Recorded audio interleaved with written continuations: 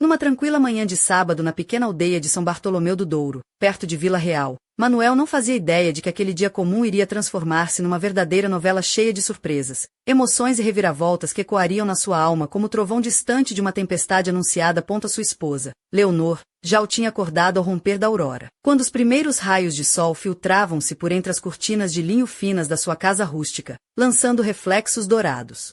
No chão de madeira envelhecida e iluminando as partículas de pó que dançavam no ar, Leonor vestia o seu vestido de algodão preferido, com um padrão de pequenas flores azuis e amarelas, e os seus cabelos castanhos estavam presos num rabo de cavalo ligeiramente despenteado, dando-lhe um ar descontraído e irresistivelmente familiar que fazia o coração de Manuel apertar-se de ternura, lembrando-lhe porque se apaixonara por ela há mais de uma década. Numa festa de estudantes em Braga. Ela estava já a mexer-se na cozinha, preparando café na velha chaleira a gás, enquanto apanhava a cesta para o passeio do dia, recheada com sanduíches, um termo de chá quente e alguns agasalhos para o caso de o vento fresco do Douro apertar. Leonor pediu-lhe para passar pela casa da sua mãe, a Dona Amélia, uma mulher de espírito firme e sorriso fácil, que vivia numa quinta antiga ali perto, numa casa de pedra com vista para os vinhedos. Tinha arrebentado um cano na sua velha casa de banho exterior e a água estava a alagar o chão de pedra, ameaçando inundar o terreno e estragar as hortaliças que ela cultivava com tanto carinho. E, claro, a reforma modesta de Dona Amélia mal dava para as contas, quanto mais contratar um canalizador. Manuel, homem prático e de bom coração, crescido a ouvir o pai falar da importância da família e a ver o velho consertar tudo com as próprias mãos, não hesitou um segundo.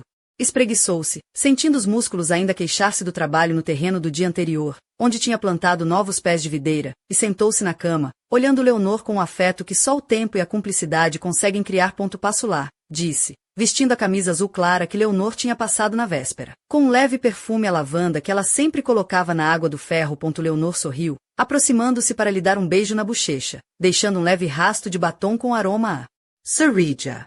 És um anjo, Manuel. A mãe vai ficar tão contente.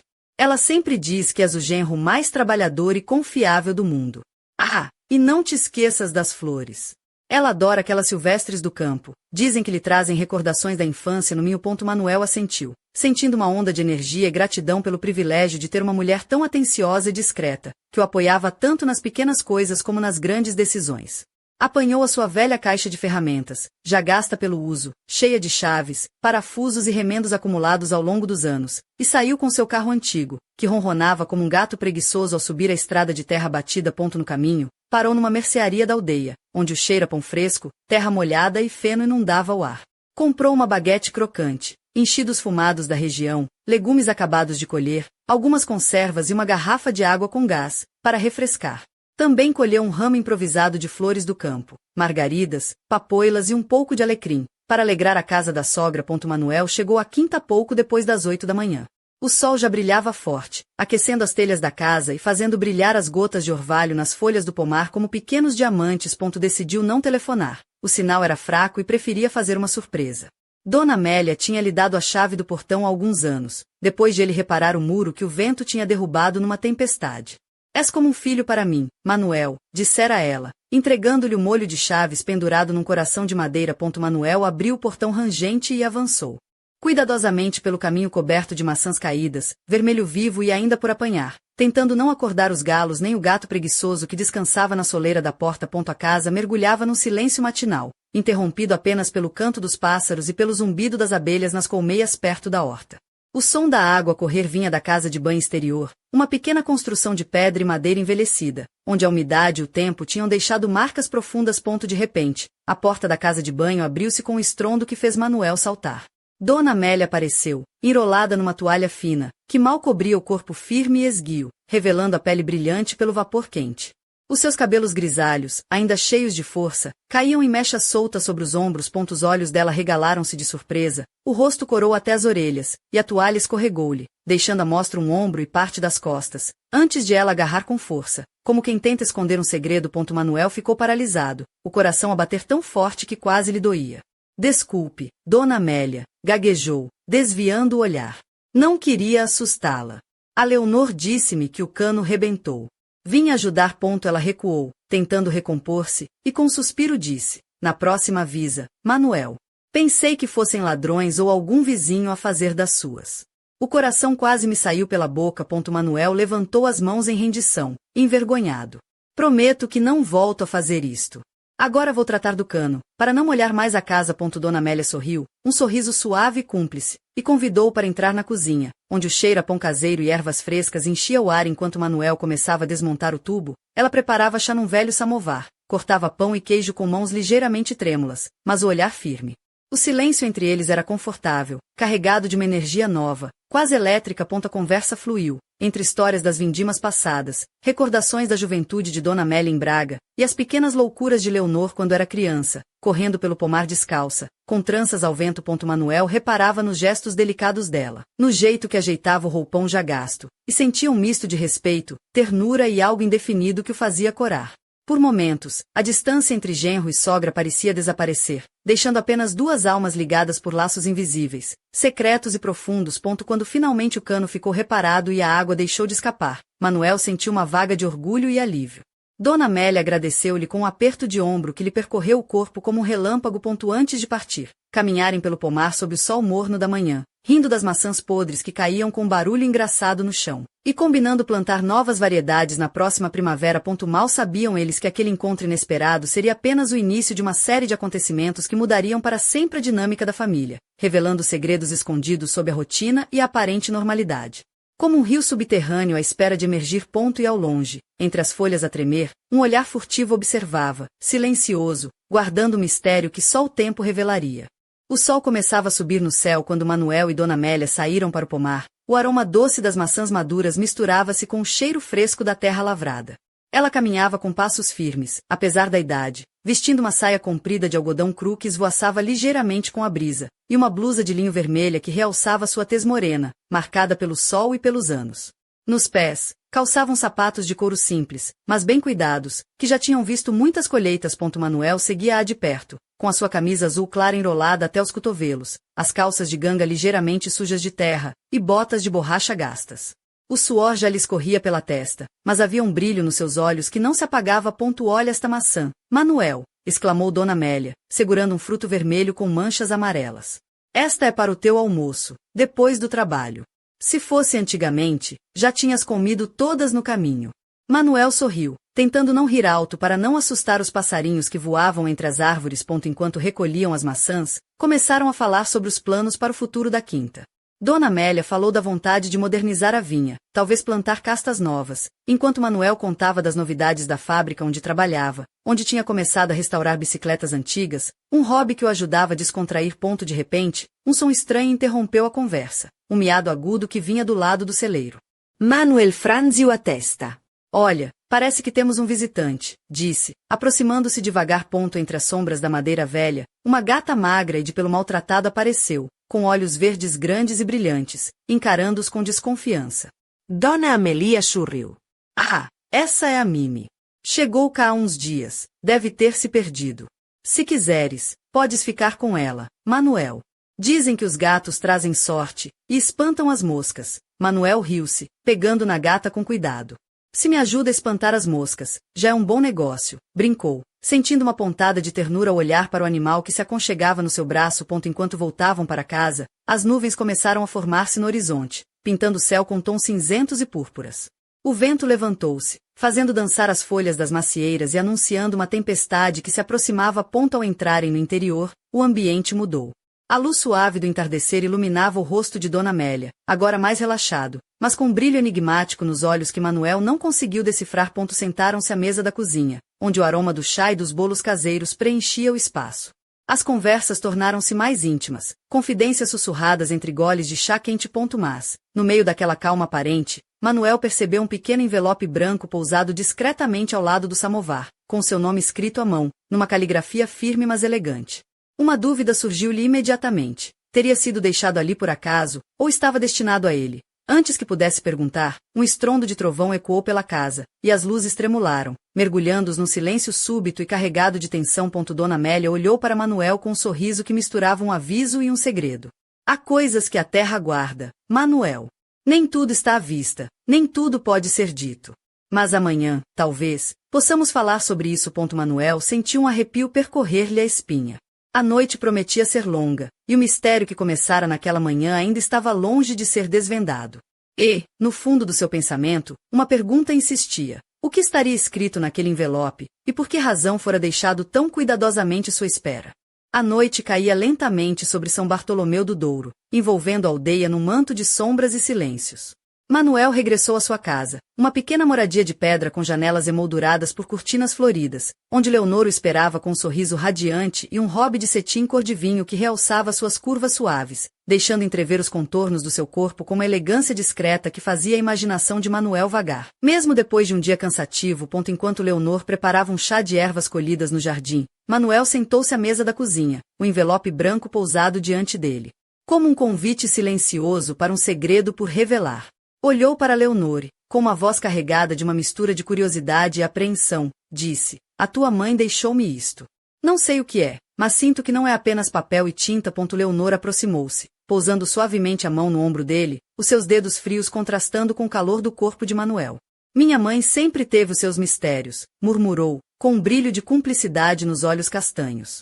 Mas há coisas que só se revelam quando estamos preparados para as ouvir. Manuel abriu o envelope com cuidado, revelando uma carta escrita com uma caligrafia antiga e elegante. As palavras falavam de um segredo de família, de promessas feitas há muito tempo e de um passado que Manuel desconhecia, ligado a uma antiga herança escondida nas vinhas que rodeavam a quinta. A carta mencionava um nome, Antônio, e um aviso velado de que nem todos os que pareciam amigos eram o que diziam ser. Enquanto lia, um arrepio percorreu a sua espinha.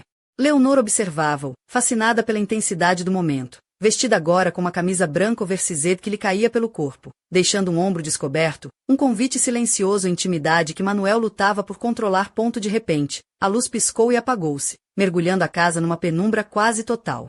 Manuel levantou-se rapidamente, acendendo a velha lanterna que trazia sempre no bolso, o feixe de luz tremelicando enquanto incidia sobre o rosto de Leonor, iluminando o sorriso misterioso que ela lançou antes de se aproximar dele, as suas mãos deslizando para o peito de Manuel, despertando um desejo contido. Porém, antes que pudessem ceder ao momento, um som vindo do exterior cortou a tensão, o bater rápido de passos na varanda, seguido de um sussurro indecifrável. Manuel agarrou-se à lanterna, caminhando devagar até a porta, enquanto Leonor o seguia, o vestido de seda a balançar com cada passo. Ao abrir, não havia ninguém. Apenas um ramo de urze deixado pousado no corrimão, com um bilhete preso que dizia, em letras tremidas: "Cuidado com o que procura, Manuel. Nem tudo está perdido, mas o perigo espreita. O coração de Manuel disparou. Leonor puxou-o para dentro, fechando a porta com firmeza. "Isto vai muito além de um cano partido", disse ela, os olhos brilhando com uma mistura de medo e determinação. Naquela noite, enquanto a tempestade lá fora rugia, Manuel compreendeu que o seu mundo, tal como a família que amava, estava prestes a ser virado do avesso. E que o verdadeiro teste ainda estava para chegar. Mas, no silêncio da casa, um segredo antigo despertava. E nas sombras da vinha, alguém os observava, esperando o momento certo para agir. O sol mal começava a despontar quando Manuel despertou, o peso da carta e do misterioso bilhete ainda a pressionar-lhe a mente.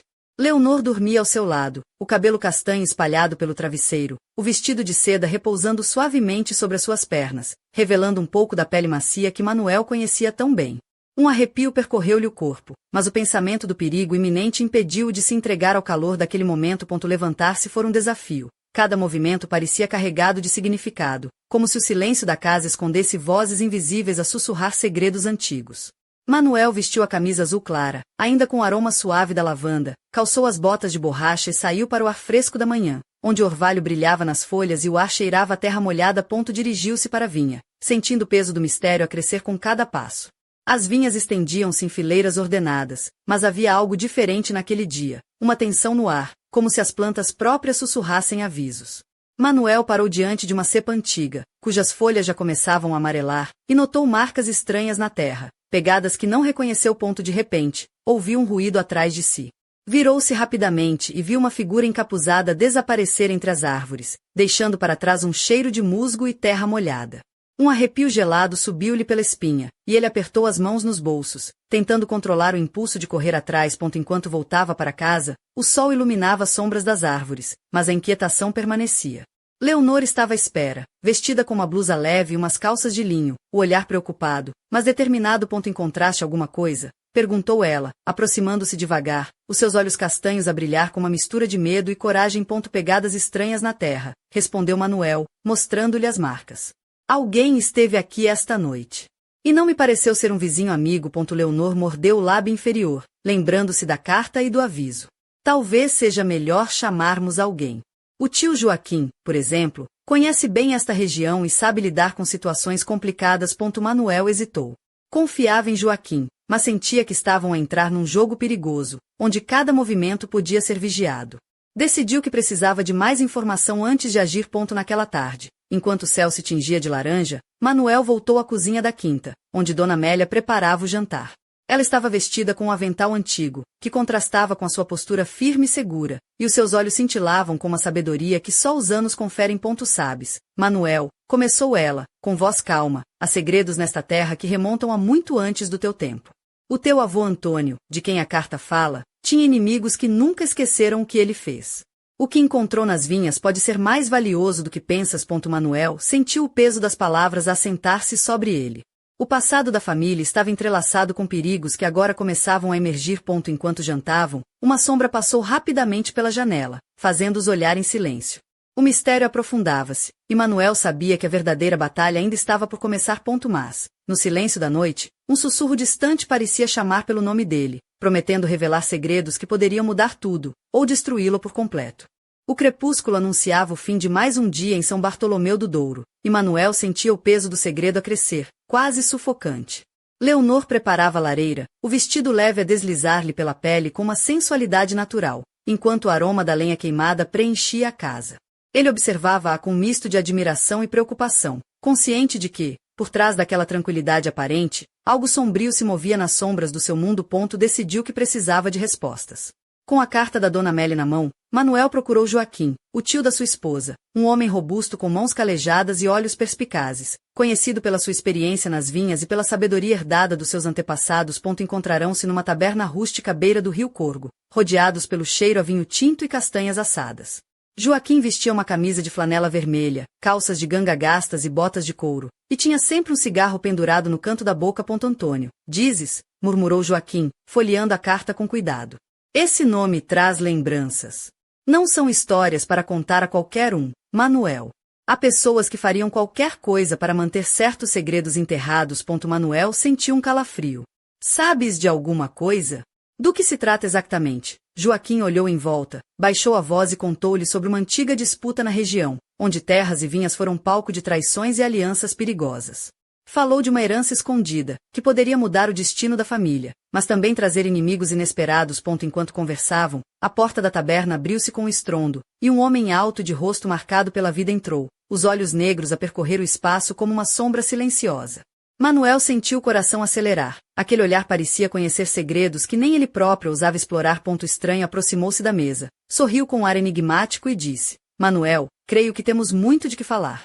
O tempo das revelações está a chegar, quer vocês estejam prontos ou não. Manuel trocou um olhar tenso com Joaquim, consciente de que, dali em diante, a sua vida e a da sua família já não seriam as mesmas. Ao regressar à casa, Leonor esperava na varanda, o vestido a brilhar sob a luz da lua, o cabelo solto a dançar com o vento.